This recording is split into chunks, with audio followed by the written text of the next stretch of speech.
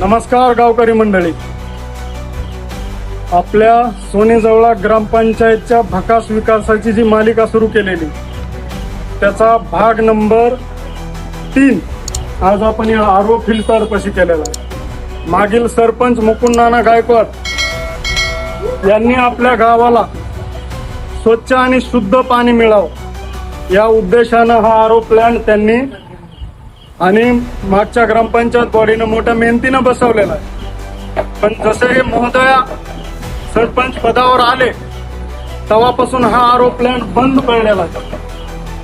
आणि आश्चर्याची बाब म्हणजे या बंद पडलेल्या आरो प्लॅन्टचं 1,48,788 रुपये 1,48,788 रुपये या सरपंच महोदयांनी बंद पडलेल्या गावच्या आरो फिल्टरचे पैसे उचलले.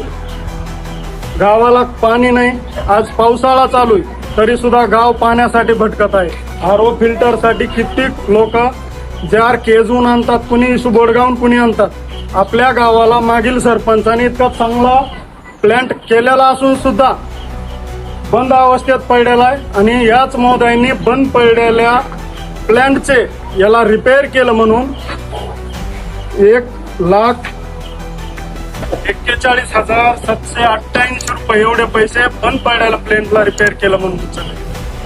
तर माझी गावकऱ्यांना विनंती की अशा भ्रष्टाचारी व्यक्तीला तुमच्या हक्काचं शुद्ध पाणी बंद पडलेल्या प्लॅन्टवर पैसे उचलणारा तुम्ही काय उपमा देणार आहेत ते तुम्ही तुमच्या शब्दात देऊ शकता. जय हिंद.